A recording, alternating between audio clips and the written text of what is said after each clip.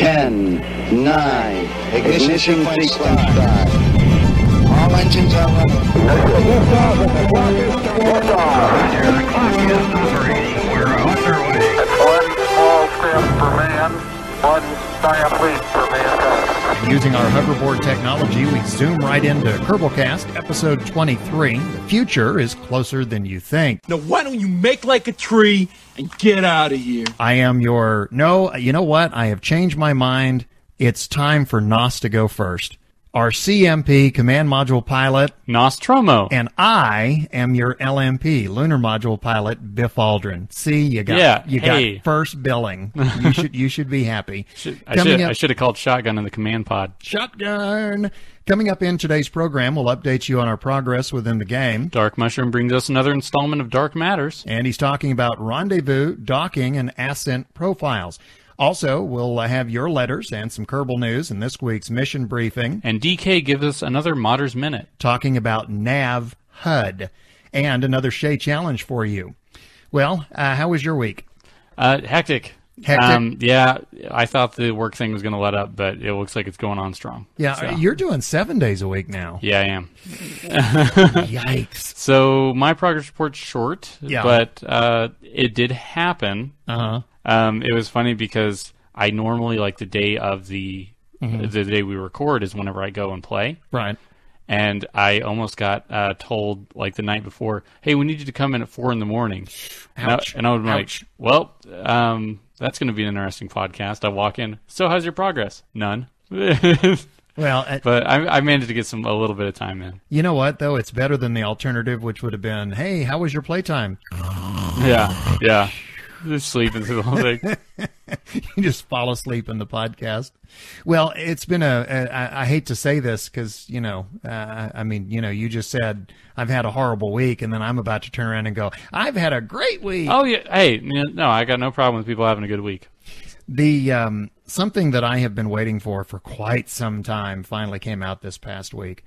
Minecraft for the PS Vita. Oh, yeah, you were telling me about that. Finally came out. Finally. Are you sure that, do you have it in your hands? I have it in my hands. Okay, I was about to say. I had it in my hands the instant they released it. Okay, because I was about to say they kept pulling it out of your hands when you thought you had it for a while. Well, the story of this, about a year ago, I was in Best Buy, and they had Vitas on sale. And I have always wanted a Vita. I wanted a Vita back when they came out with PSP, which I was sorely disappointed with. That was a system that was hobbled from day one by lack of a second analog stick. I have always wanted a Vita. Okay, because I haven't really seen the Vita, so it has a second analog stick? Oh, yeah. Okay, it's basically, it's a PlayStation in your hands. Yeah, I remember the PSPs. Yeah. So. But the nice thing is that, I can't take Kerbal with me wherever I go. But you can take that. But now I have that. That'd be hard to take Kerbal. Yeah. Well, I have my laptop. But my laptop is not exactly the epitome of portable. Yeah, pocket-sized. But it's really nice because, now I can game on the go. Mm-hmm. And this is really, truly, this is the first portable game that I've ever had that felt like a console. Because this is identically the console version. Yeah. But it's nice because now when I'm out and about, I can play Minecraft, which I enjoy. Mm-hmm. But I have not played in quite some time because when I'm at home, I'm playing Kerbal. Yeah. And that's what I'm going to play. I don't care what incentive there is to play Minecraft. When I'm home, I'm playing Kerbal. But when I'm out and I can't play Kerbal, then I play Minecraft. So it's kept a lot of its fidelity to the original version? Oh, yeah. It is identical. It is exactly like playing the console That's awesome. version. Yeah. But anyway, so it's really nice because now, I can game Minecraft and then come home and game Kerbal. And, Kerbal is very fresh every time I come home now. Yeah. Also, and I guess this gets us into our progress, I finally accomplished something this week playing Kerbal that I have not done ever. I finally went to my first asteroid. Oh. Yeah. Wait, I thought you went to that Well, it's kind of like a moon, though, isn't it? Oh yeah. You're talking about around Jewel when I went to Bop. Yeah. Okay. No, I'm talking about they added with the grabber. They added the unknown objects that you could go. Oh, so you found one of those? Yeah, I went to one of those, and you had asked me last time because I mentioned in the last podcast that I was planning on going to an asteroid, and you asked me a question. I now have an answer for it. The question you asked was, do asteroids have a sphere of influence? In real life, yes, but in the game, no. The whole time, this literally took me hours to accomplish. I mean, that's not an exaggeration. Yeah. I set up a transfer burn, much like I would do going from one planet to the next. And I did all kinds of tweaking and whatever to get my trajectory to line up with that of the asteroid. But I could never get closer, at a distance, I could never get closer than kind of in the neighborhood, I guess is a good way to put it. And so as I approached it, I would create a maneuver node, and it would be like, a 1 meter adjustment here, and then I would, make another maneuver node, and it'd be okay, a 3 meter adjustment there, and I made multiple corrections, and some of it would be, speed up, and then it would be, raise your elevation, then it would be slow down, and then it would be lower your elevation, and it was just, tweaking and fine tuning, and I finally got close enough to the thing that I could see it, and that's when I made my final adjustment that lined me up with it and synced me up with it to where my velocity was going I was going the same speed and trajectory as it was. The thing that surprises me, and I would love to hear from somebody because I'm not 100% positive that this is true. I did not have the grabber when I did my first encounter. Okay, my first asteroid encounter. Wait, were you intending on meeting up with one of those asteroids? Yes, I was, so but I had not. I had not unlocked that yet. Oh, okay. Yeah, and see what I thought doing this. I thought my first asteroid encounter was going to be science crazy. I thought that I was going to make this science encounter, or I was going to make this first encounter with the asteroid, and my science reward was going to be just phenomenal. Yeah. Right. So I get synced up with this thing. I detach my RCS only lander, which, by the way, I tweeted a picture of. Yeah, I saw. Yeah, remember we said we were going to tweet out pictures of our ships. I actually did that. I actually tweeted out some pictures. But anyway, so I detached. I maneuvered over and I landed on the asteroid. Okay, and immediately floated back off of it. So I landed on the asteroid and immediately floated back off. No matter what I did, I couldn't make the lander stay on the asteroid.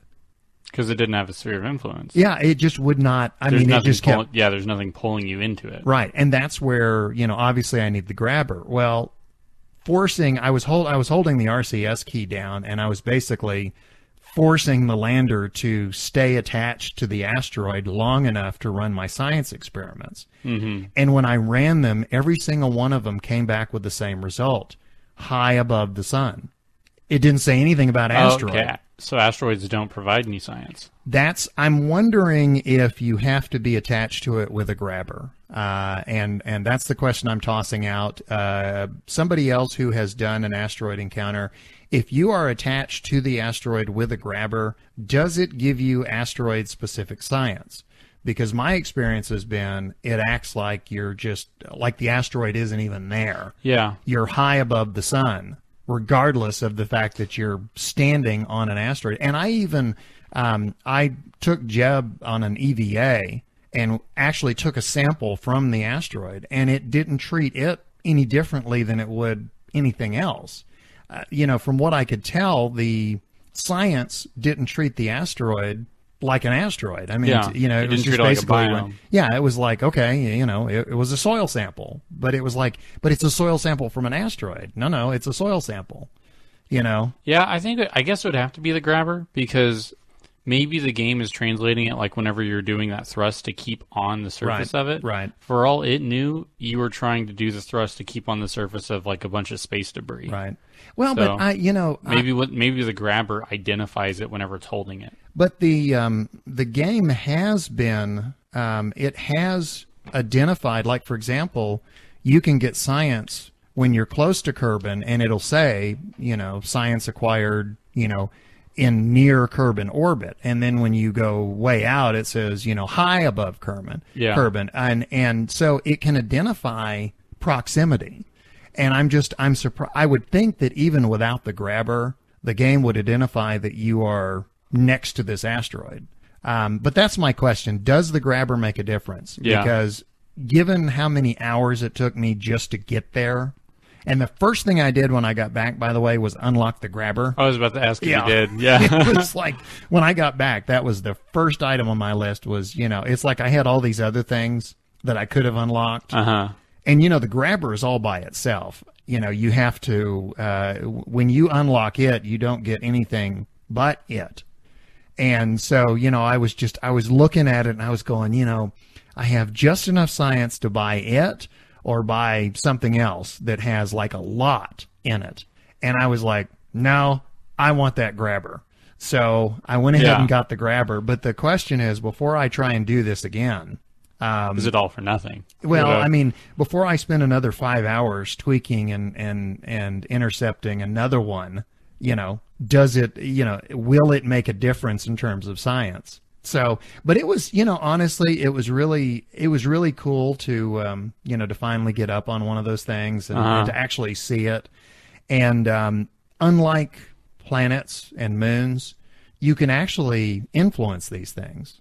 You can bump into them and make them, and this is, more for the smaller ones, but you can actually nudge them. One of the challenges that's been tossed out is, connect with the grabber and bring it back to Kerbin orbit. You can actually move these things. Yeah. So anyway, that was a lot of fun. Yeah, I had fun with that. Yeah, a lot of people, you can will either just throw them down to the surface or they'll, redirect them into other spheres of influence and stuff. Right. That would, that would be a lot of fun, I think, is to bring like a small one back and deorbit it and see what happens, when it enters Kerbin. It would be to see if it would establish an orbit around Kerbin or the Mun or something. Well, what I'm saying is bring it back, put it in orbit around Kerbin, and then deorbit it and let it enter the atmosphere. Oh yeah, yeah. It's like is there like a nuclear winter mod for the game where it impacts and then there's this dust shroud that I've kind of kills wondered what it does for that. I've also kind of wondered what happens if you run two of them into each other. Yeah. Like you throw an asteroid into another asteroid. Right. Well, maybe it's like those those things that you can put on your desk where the kinetic motion where you can knock the steel balls. Yeah, maybe it just does that. Yeah. Maybe they'll just knock each other back and satisfying forth. clack. But I'm back to science mode this week. I did contract to kind of adjust, to do a review of 0.25. But I'm back in science mode. I have a ship right now that has just left Kerbin orbit, and I have established a planetary transfer to Duna, and I am in the process. I'm looking right at the screen right now. Me too. Yeah. And it is on its way to Duna. And sometime after we finish this podcast, for this latest round of science, I will land on Duna. One last thing I will say. I finally, as anxious as I was for 64-bit, I have been just having too much trouble with it, so I went back to 32-bit. Oh, really? Yeah. What would happen? Well, I remember a letter we got from somebody saying that 64 was giving them a lot of problems, too. Yeah. Well, and they said that with 0.25, 64 had become even more unstable. I was having about the same frequency of crashes. What would happen, especially when I was, for example, in the VAB, I would be doing something and all of a sudden, you know how in Windows you get the hourglass that starts spinning? Yeah. What I would get here is like a light blue circle that would start spinning. And sometimes it would come out of it and the game would continue. And then sometimes it would just spin and then the thing would crash to desktop. So I finally just went, I'm just getting tired of this. Yeah, I experienced that a few times today, and I didn't know if it was the amount of RAM I have and stuff. Sometimes like it just works just fine if I just restart my computer and then play. Right. So I did that, but I did have the occasional desktop, go back to desktop crash. Are you running 64-bit? I believe so. Okay. When you do your load screen at the very bottom right hand, it'll say in parentheses 64. Yeah. If it doesn't say that, you're running 32. And if you are running 64, then you have to go in and change the shortcut under Steam. So whatever it went to naturally when I updated, that's what I'm doing. So. Okay. I wondered if it defaulted to 64-bit now. I think it does. Because when it first came out, you actually had to go in and manually change the shortcut. Yeah. And so obviously I had to go back and manually change it to 32-bit, but I didn't know if it just defaulted to that or not. Mm-hmm. I would love to say that I can compare performance between the 32 and the 64, but I really can't, given that the 64 was giving me some problems. Yeah, so it's like either, I can't really say that there's much of a difference between 32, other than 32 doesn't seem to crash the desktop. Like 32 that works, or 64 that's nice but doesn't always work. So yeah.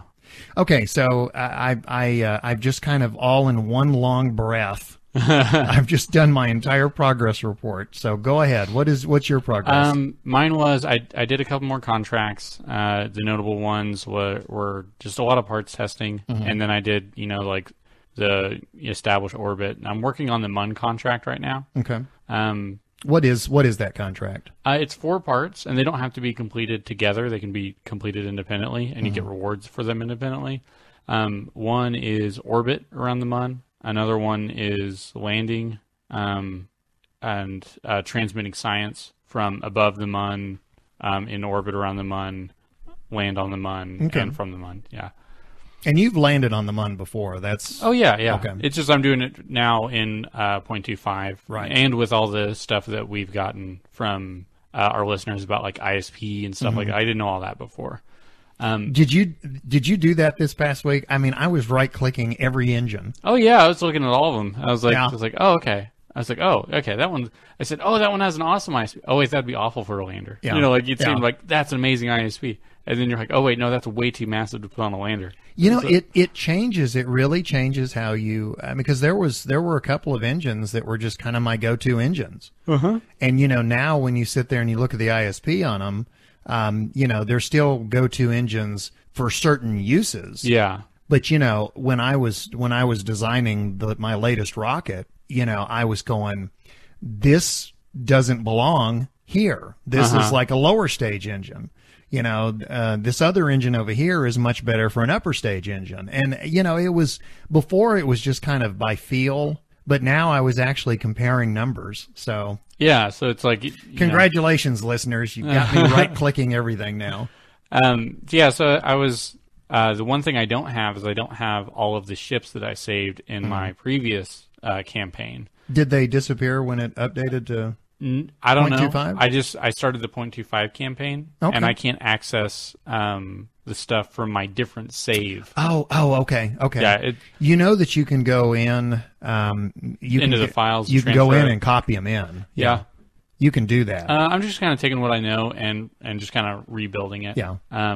Because the ones that I had were okay, but I don't know. I'm just looking to make something a little bit better. Yeah. So well, what's nice about rebuilding every time is that it enhances your learning curve, because rather than building a ship once and then just reusing it over and over, even if you rebuild the exact same ship, chances are you've made some improvements just based on experience. So instead of like, okay, well, I'll just click and drag this over, boom, it's done, I have my ship. Each time you make it, you realize, hey, I don't really need this thing anymore, and that's going to drop some weight, or just play around with it and just change things. So I made it orbit around the MUN.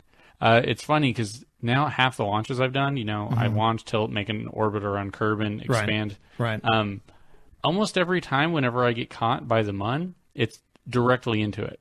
Like my path of intersection is boom, straight into, like smack dab into it. Right. So it's like I haven't had one where it's like, okay, you're gonna do like you're gonna clip it, and so just close that, and you'll have an orbit. It's like, no, you're going straight to the surface of it. Are you how are you doing your MUN transfers? Are you waiting? Are you just basically waiting when you're in orbit? And are you waiting for MUN rise over Kerbin and then? No, I stopped doing that because I realized that's not going to build me any good habits for doing other spheres of influence. So I'm launching and keeping it at 200 meters a second until I'm at 10,000 meters. Okay. Then I'm tilting to 45. From the view that you start at, I'm tilting right 45, which is east 45. Right.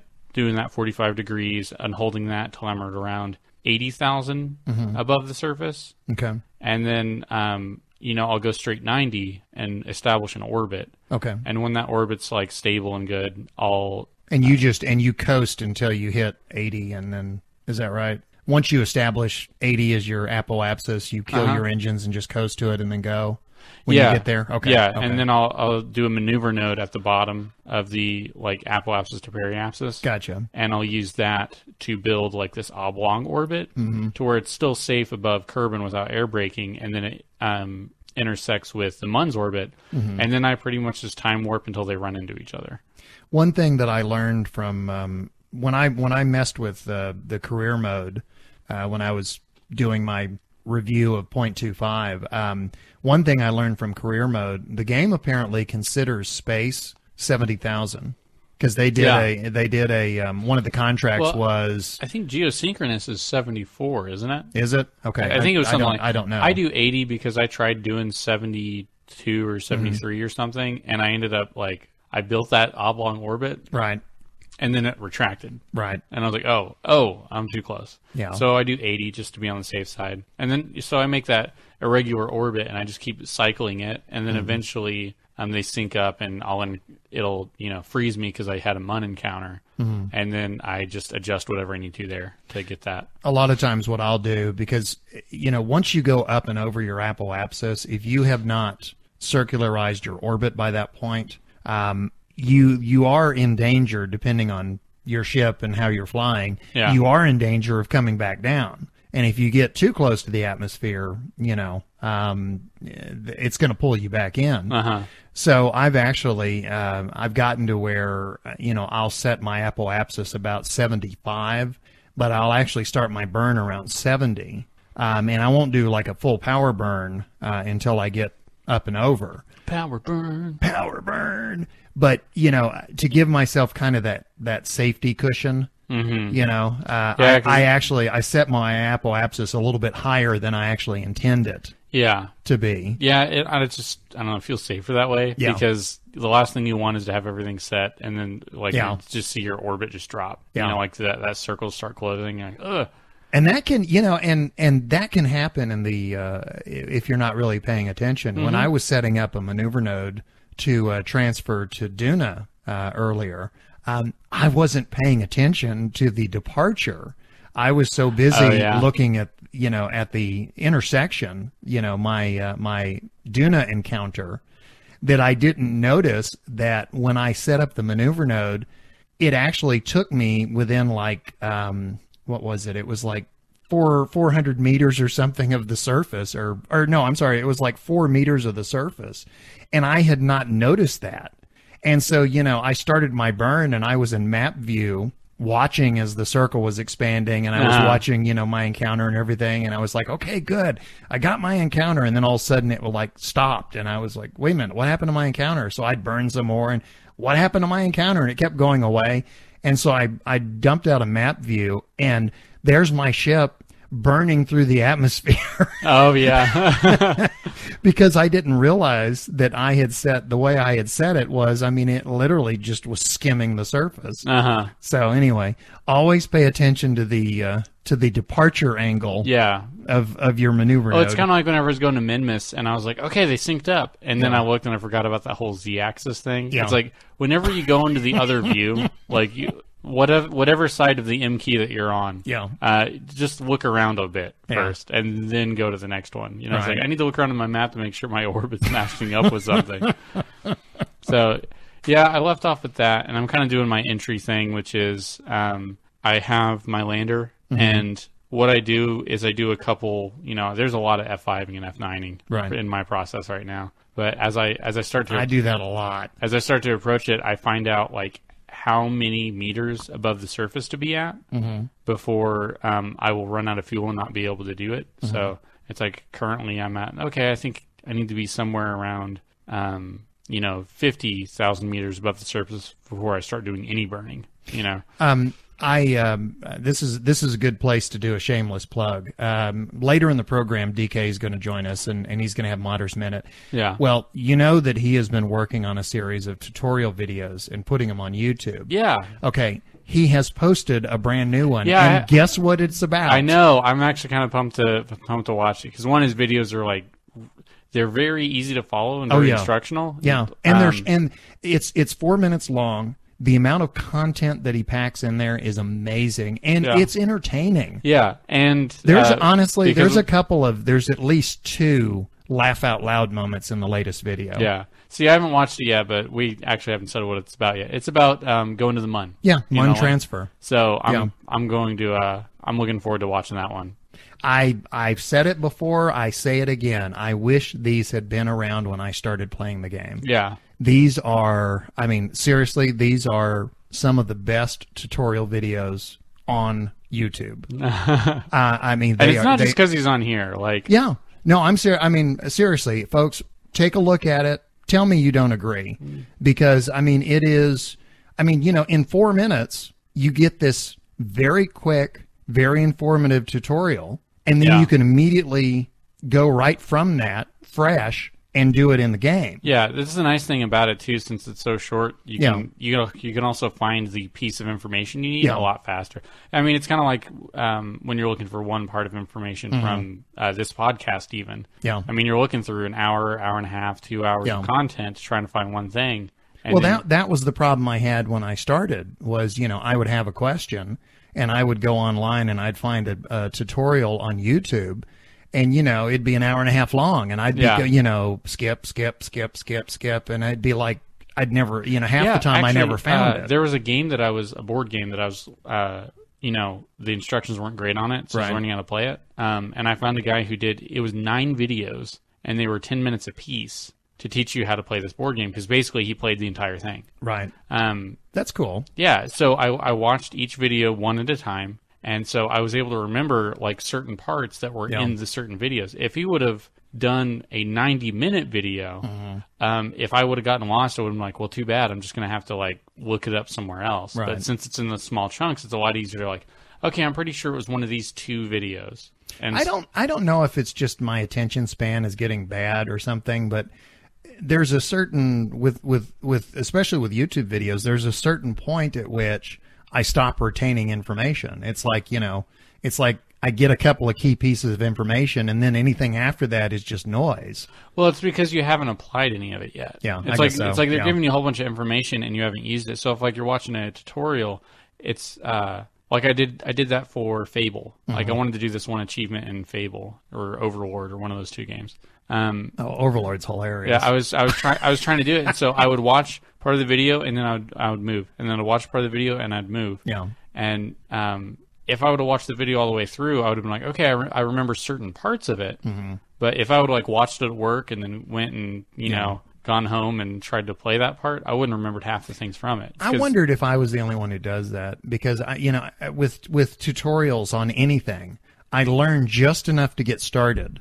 Because to me, a lot of times if you go through the entire tutorial, especially if you're reading it, a lot of times you get the very basics, but then everything after that doesn't make any sense until you've actually played the game. That's why, in college and stuff, I annotated. I would annotate each paragraph, so I had some sort of action that I would do that would punctuate that I actually read something. Because otherwise, have you ever been reading a book and after a couple pages you're like, I don't really know what happened. I was just going through words, so I just try to find things to latch onto and do. Most of the board games that I have, I've learned by watching a video that somebody made on how to play, and reading the rule book myself, and then reading the rule book while having the game out and setting up the components and stuff. Because you retain information if you were given a hunk of information, like 10 to 15% of that is, if it was presented to you visually, you would retain. Right. And then there's so much you would do auditory, and then there's tactile of actually like touching and doing it. So if you can incorporate all of them, you retain a whole lot more of it. Right. It's like hands-on teaching, like retains a lot, and they're like, oh, it's because they're doing. No, it's because they're doing, they're hearing, they're seeing. Yeah, the more senses you can engage. Yeah, the more ways you can remember. Yeah, because the other ones won't distract you. Right. So, and that's why the entire time, I play any of DK's videos, I put on a whole bunch of scented candles, and I dim the lights. I don't want to know. Because I'm getting a really bad mental image. Because you don't want too much vision stuff, so you dim the lights, and then you want to make sure your scent smells and distracted, so you turn on some scented candles. Is it time for Kerbin After Dark already? DK just got totally creeped out. One more thing about DK, there's apparently he put out a hype video. There's like a teaser or something coming up on the 1st. Yeah. So I'm looking forward to what that's going to be. Okay, so, I have not seen it. So what is it? It's like 15 seconds, and it's basically just like there's a little bit of music, and the date for November 1st just kind of pops up. Really? Yeah. And so he's like, get hype. Like it's a teaser for I don't know what. Is it on YouTube? Yeah. I'll have to look for that.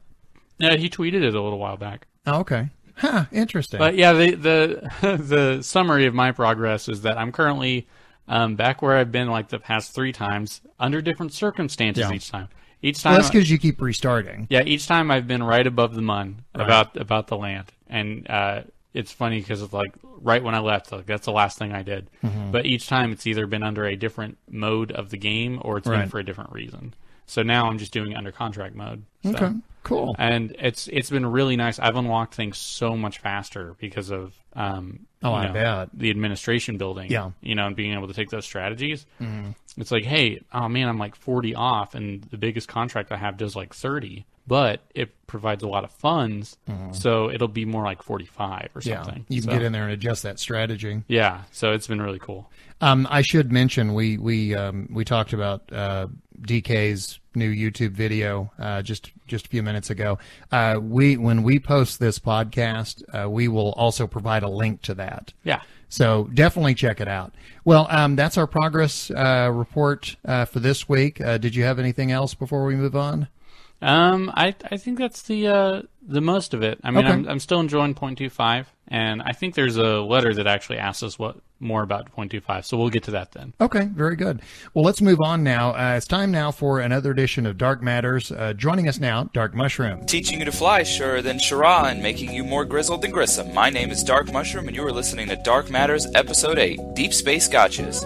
Here's what I mean by gotchas. We are about to enter the realm of intermediate orbital transfer and insertion maneuvers, and I really just wanted the chance to clarify a few concepts from previous Dark Matters, make some corrections, and also respond formally to correspondence I've received over the last couple of episodes. Let's get started. In Episode 2, I talked about getting a fuel-efficient orbit around Kerbin using the Ferrum Aerospace Research mod. While I did due diligence in researching the mod, aggregating forum opinion on its use, and consulting with close friend and far enthusiast Monster07, that's the word 0, number 7, on Twitter, I must admit that I did not do the same personal in-game experimentation and maneuver proving that I've invested in all Dark Matters thereafter. While I've received no negative feedback on this episode, I wanted to apologize to any distraught Kerbalers that may have been affected. In Episode 3 and 4, I discussed design and use of RCS to enable docking vehicle translation. I cannot stress enough how important it is to place multi-direction RCS thrusters around the center of mass for that stage. You can waste a ton of monopropellant by having these thrusters even slightly misaligned, as your ship will constantly be correcting for slight rotations introduced by the uneven forces acting on it. Very similar to the problems John Glenn faced in orbit on the Mercury Atlas 7. Separate the stage you want to balance in the VAB, connect it to your prod or probe, and then balance appropriately. I also ran out of time in Episode 4 to discuss a few very common problems during rendezvous: intercepting vehicles in lower orbit, eccentric orbits, and crossing orbital paths. Let me address these in reverse. If your orbit crosses the orbit of your target, in my experience, you should do everything you can to get the target orbit wholly above or below your own. For eccentric orbits, you should perform burns near the apoapsis to align your periapsis of your target, then further maneuvers at your newly aligned periapsis to fully surround or be surrounded by your target orbit. Finally, when it comes to rendezvous with spaceflight behind you in lower orbit, you should make minor retrograde burns at your apoapsis and periapsis as you approach, skipping burns if the target craft is not approaching fast enough, and making more drastic burns if the target is approaching too quickly. That about does it for this correctional episode of Dark Matters. I would like to take a moment again to thank Biff and Nos for doing this podcast. Unlike my chances of mission success, it gets better with every orbit. I also want to send a little love to my co-conspirators on Twitter by the names of Mitten Poe, the O is a 0, Amy K, that's Little Blue 50, Christian at Antichrist77, and Ascalon at ENTDef. You guys are great, and I always look forward to your comments. I'll be back next episode with our first intermediate maneuver, the gravity assist. See you then. All right. Once again, that's Dark Mushroom and this week's Dark Matters. And we move on now to Mission Briefing. That's the latest Kerbal news and also your letters. And Nos has our first letter. Okay, first one is from Misha. Dear Nos and Biff and Nos. What? Yeah. There you go, Nos. You can be both first and last. Is it? Boy, we're all just accommodating you this week. I get to be there twice. Uh-huh. Okay, first topic for Misha is 0.25. I'm very interested to hear why you consider 0.25 career mode to be so much better than 0.24. As far as I can tell, the primary difference is the admin building with the strategies, which all they do is adjust the relative earnings of money, science, and reputation. I personally don't get why that makes contract mode much different, let alone hugely so. So for me, 0.24 was a far bigger update than 0.25. Nos mentioned 0.24 was the what and 0.25 the why. I'd really like to know what Nos considers to be the why. Okay, so there's still more to the letter. Yeah, but we'll take these kind of point by point. What I meant for the what and the why is I don't compare the updates as in, one is strictly better than the other. I'm really saying how much an improvement one is on top of the other. Right. Because, really, it's not like 0.24 and 0.25 are completely different games. 0.25 is an addition onto what 0.24 was. And, that, everyone knows that. Yeah. So what I meant by the what and the why is 0.24 says this is what you will do in career mode. 0.25 says this is why you'll do it. Right. So 0.24 says, you need to do contracts. Like this is for career mode, you will do contracts. You will earn money. That'll earn your reputation. But all it really seemed like is you were doing tasks to keep from being penalized. Like the only thing that they would net you is the ability to keep playing instead of rewards. With strategies, you gain the ability to choose what your rewards are. So instead of, what am I doing this for? To keep playing this game? It's like, why am I doing this? Oh, to earn the thing that I want, which will help me in this area. Mm-hmm. And the differences are very small. I will say they added a lot more in 0.24 than they did in 0.25. Right. It's just that they added more, it meant more to the players. Well, they made all those things they added mean more. Well, you encapsulated exactly my opinion, which was when 0.24 came out, they said, okay, here's what. And I was saying, yeah, but why? Yeah. Why am I getting this reputation? Or why do I... What does this mean other than some arbitrary number? Yeah. Well, 0.25 now gives some meaning to it. I say that I'm not a career mode player. I am, I'm pretty much science, and when I want to experiment, sandbox. I'm not a career player, but I can recognize that in my mind, career got a lot better because now there's a why. Yeah, and you can change things up too. So in the beginning, you could do a science strategy, and that strategy can net you a lot of science. And then near the end, whenever you want to do bigger missions, but you don't want to do a bunch of stuff just to earn money, you can change it for any science you get turns into money. So you now you don't have to do contracts that you don't want to do as often because you're earning money just from exploring. So in the beginning, whenever it's like, hey, I need the parts to get to the mun. Well, you need to do a lot of contracts which will earn you money that's converted into science. It's like, okay, now I have all those parts. Well, let's say you're now going out to ELU or something. Well, you don't want to be doing parts testing on parachutes. It's like you have most of the parts that you want unlocked. So now you make it to where it's science. So whenever you go to, Duna or anything and you collect science, it's converted into money, which means you don't have to do contracts as often for, subsequent plays. So you can use one to feed off of until the other to basically whatever you need at the moment, contracts can help you with. And eventually you can hit the point to where anytime you gain science, you gain the money to where you don't have to do contracts anymore. So it's kind of like your money makes money at that point. Yeah. Well, hopefully that answers that question. What's the next one? To be more compelling, I think there needs to be a storyline told through the missions. So instead of all missions being randomly generated, there should be a core set of missions which get triggered as you achieve the milestone of the previous story mission, each progressing the player on. I think that is a great idea. It happens to a small extent because, I mean, once you do the smaller things like achieve orbit and, transmit science and all those basic silver contracts. Right. Next comes explore the Mun and then plant a flag on the Mun and then explore Minmus. And they're very broad stroke, right? But they could be something of the right direction of one contract could be the biomes of the Mun, and then, you could explore and get all those, and so it kind of leads you to all the next places you want to go. Well, that was something that we had talked about before. For example, one of the contracts is rescue a I almost said a scrambled, a floating egg. Another egg joke. Yeah. Another egg joke.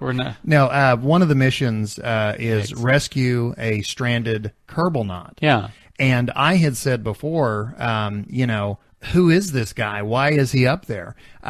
What I would like to see, and again, this is something we've talked about, is let's say you're doing a mission and you run out of fuel. Well, at that point, generate a contract that says rescue your stranded Kerbalnaut. Yeah. And it's the Kerbalnaut that you just stranded.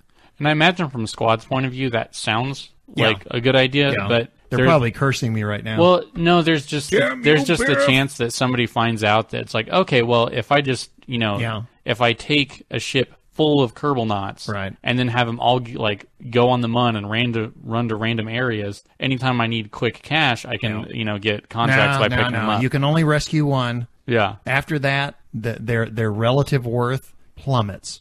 Oh, okay. It's only the first one. Everybody else that gets lost, you know what? It's your fault. You're not near as important now. It's Darwin in action.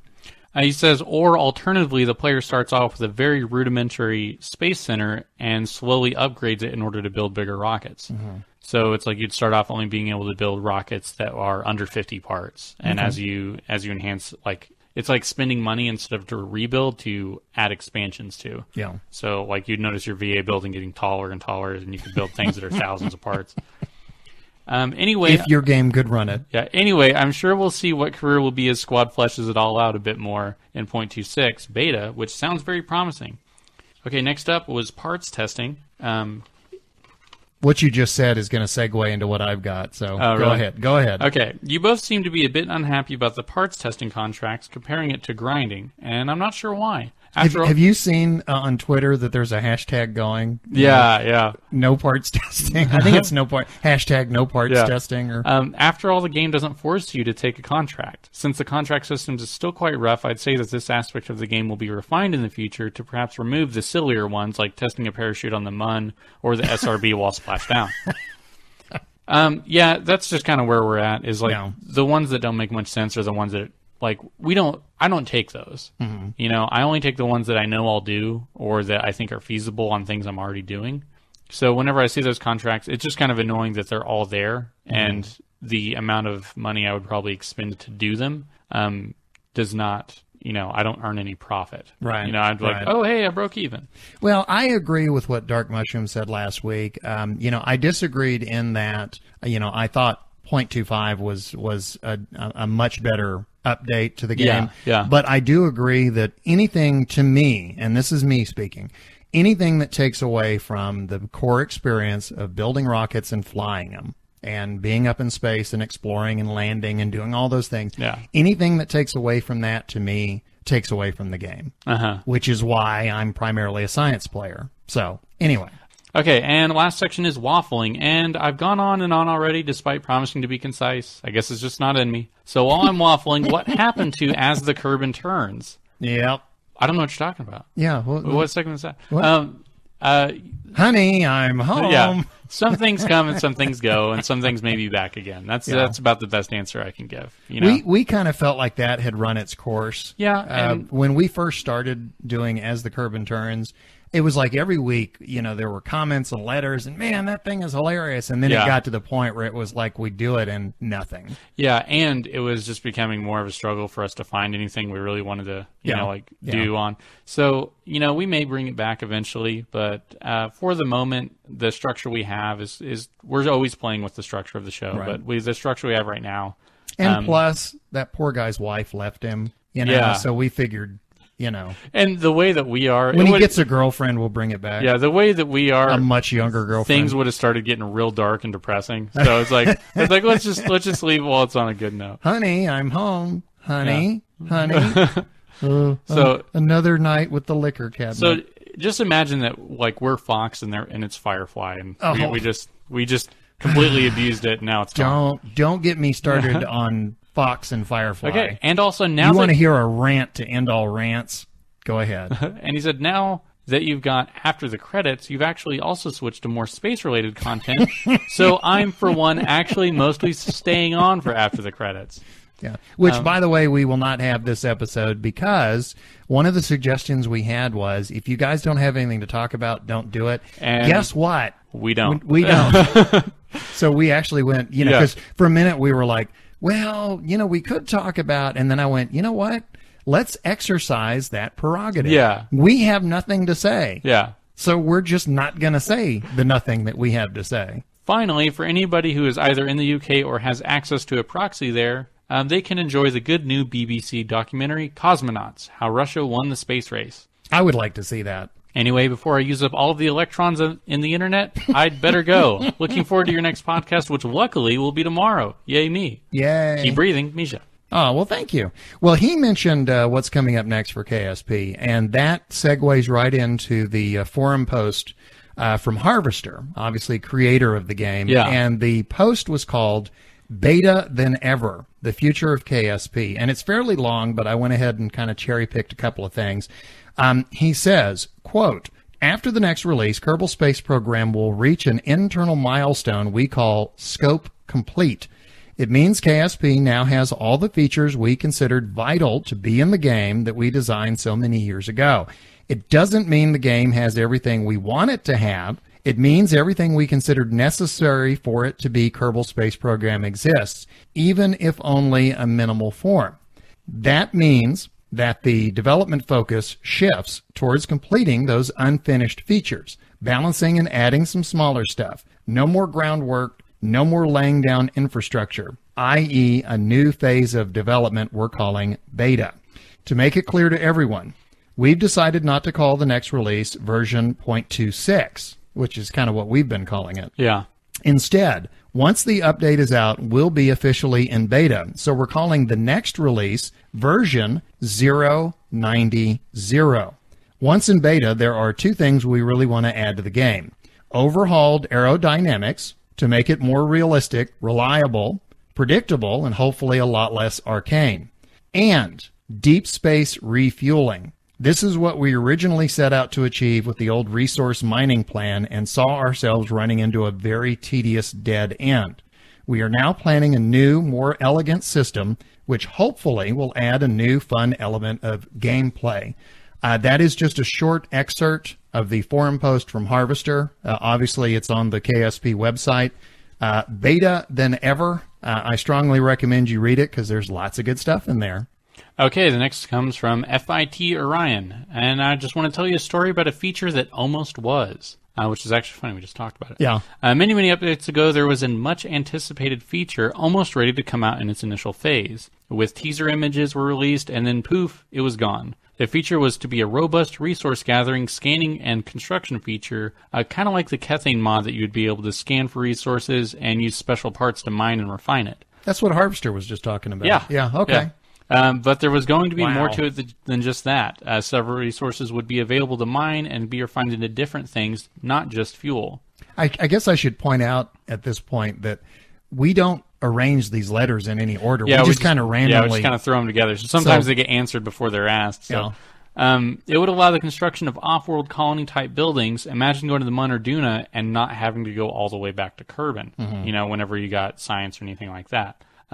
You could build such a system, truly colonize the world of the Kerbal system, be able to return science to the nearest science lab instead of all the way back, and refuel and fly at your various mining outposts, or carry the mining and refining parts with you, or have a VAB and build right there. It got canned. But apparently it's coming back. The initial stage of scanning for and obtaining the resources was apparently not fun. Actually, there was a flow chart that Max Maps put on the Something Awful forums, and somebody asked, like, hey, what happened? He's like, look at this. And he showed this flow chart, and he said, where's the fun? And it's like, it's not. Yeah. Like, the thing is just, yeah. So, he goes on to say that there's things like destructible buildings, so does that mean there will eventually be constructible buildings? That would be interesting. Yeah, so maybe I can spark some brainstorming from you both about fun ways to achieve the ability to build on other worlds, both as in us and Squad. All right. So, well, on the just so you know, FIT Orion has not forgotten, Squad. He has not forgotten. He has a long memory. On KSP TV, they mentioned that they're working on in future versions, you'll be able to move the VAB around the Kerbal Space Center. Oh, really? Yeah. Which I wonder if that when they say that, I wonder if that means you're still locked to the equator, or if you can literally put it anywhere. Yeah. Because if you put it way north, you're going to be burning a lot more fuel getting up there. All right. Well, let's continue on. Next letter. Greetings, Kerbalcast. Mittenpo from Norway here. It's getting quite chilly over here, but I believe we all are having some hot stuff going on in Kerbal Space Program. I finished watching the HBO series From the Earth to the Moon, and I loved every second of it. And I'm also glad that I watched it after playing Kerbal. Otherwise, I wouldn't have understood it at all. It does, playing Kerbal and then watching it. Yeah. A lot of the terminology they use and a lot of what they do makes so much more sense. Well, it's in a lot of stuff, like sci-fi stuff too. Like, it's funny watching Red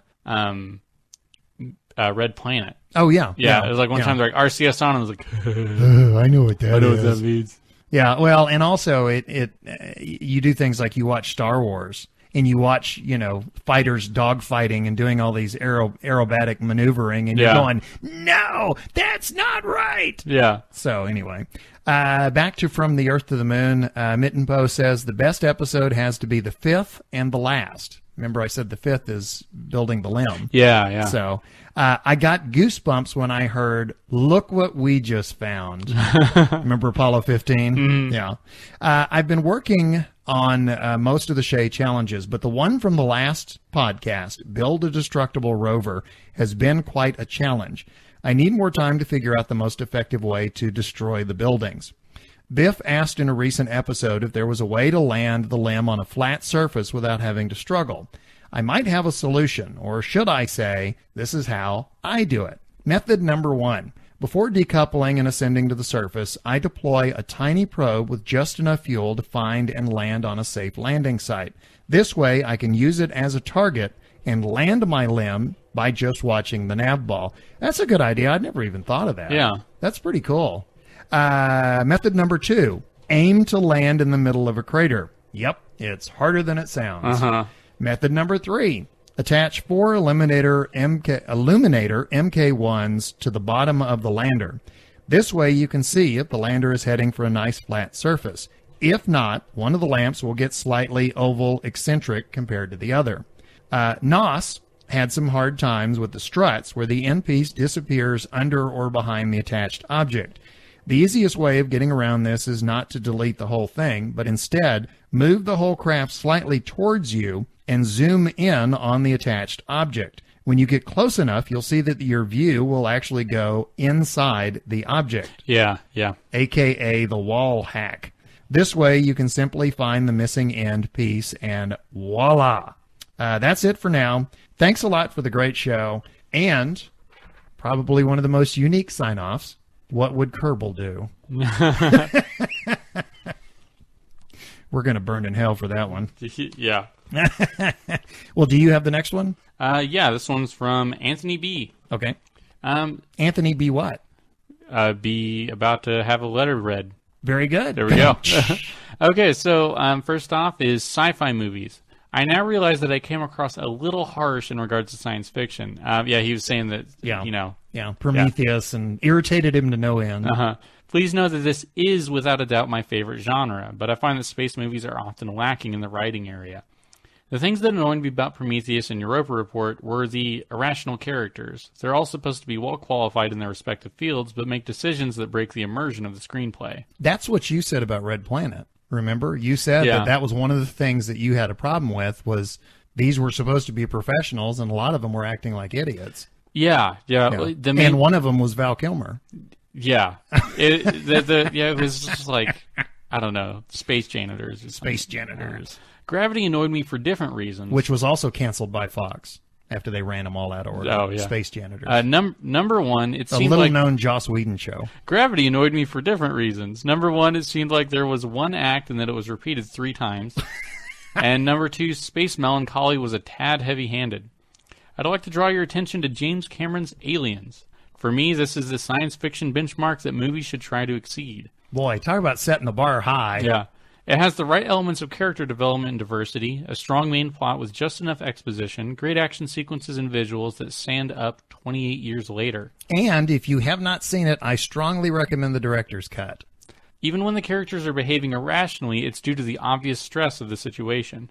Sorry, Biff. No! I've tried liking Blade Runner and 2001. No, you take that back. I almost didn't. You take that back. I almost didn't put it in the letter because I know how you'd react. But it seems that those films just haven't engaged my switches. This is lunacy. This is heresy. I saw Total Recall before either of those two. It was the first movie to blow my mind with a reality-bending ending. Yes, it's cheesy, but I was 11 in 1989 when I saw it in the cinema. And Planet of the Apes, on the other hand, it's so full of awesome. Okay, that walked you back a little bit. 2001, I will brook no contrary opinion on that one. That is hands down it. Okay, now on to Kerbal. So far, I haven't spent much time in .25 and had a heck of a hard time trying to deliberately destroy the VAB. I think I've had at least 10 shots at it via ground and air. One thing I did accidentally when I tried was to fly the stock space shuttle. I'd flipped it over a number of times when releasing the launch clamps, so I figured more thrust will fix that. Well, always. Yeah. Always of course. It's like when your car's skidding on the ice. Just hit the accelerator. It sure did. I pushed the Z key, but forgot to release the clamps. Economic boom. The launch pad was a smoldering rubble pile, yet the launch clamps were A-OK holding the shuttle in place. I still can't get the accursed thing to orbit. I might have to try an autopilot. Science mode is still my favorite mode to play, though I accidentally went broke after missing a mun shot, jettisoning my landing legs, and doing an emergency landing on Minmus. I'd forgotten to pack chutes on the probe, so I had to be content with transmitting science. I had enough funds for one more try. This is science mode? No. Yeah, this is in career. Oh, okay. I thought he said science mode. Oh, but science mode is his favorite, but he's in career. Yeah. Okay, This time I remembered the chutes, slow. but botched the takeoff and didn't get to orbit. Rather than reverting, I tried to salvage it and land the fuel-laden craft. All was going well until the chutes fully deployed and with the probe core on an escape trajectory out of the Kerbal system. Whoops. This has to be my favorite game ever. I've called it complete since 0.23.5. My only disappointment was the lack of biomes, and that is about to be amended. Anyway, I feel that I've taken enough of your time. Until next time, Anthony B. Never. You've never taken too much of our time, but you take that back about 2001. Yeah, just take that little bit of time back, and I think it'll be okay. Yeah, I won't go for that. Well, let's continue now. We have a letter now from North Star, and he says, Biff, your discussion of a future tech mod made me think of a question for you and your listeners. Have you ever heard of microwave beamed power as a potential launch system? An actual implementation of the idea would look like this. A large ground-based array of microwave transmitters, known as gyrotrons, would beam microwaves to a rocket as it lifted off from the launch pad and ascended through its flight. Lasers could also be used for this purpose, but high-powered microwave transmitters are much more cost-effective. The beamed power would be aimed at the drive section of the microwave beamed power rocket, where it would be used to heat up microwave absorbent semiconductors. A flow of fuel would be passed over the hot semiconductors in a heat exchanger, and the heat transferred to the propellant would cause it to expand rather than a chemical reaction between two different chemicals, such as hydrogen and oxygen, earning the craft the name of being a thermal rocket. The expanding propellant would then be funneled out the end of the rocket and generate thrust, much like in a traditional chemical rocket. The advantages of this method of propulsion are, first, it would serve to leave the heaviest and most expensive equipment of the rocket on the ground, where it can be easily reused.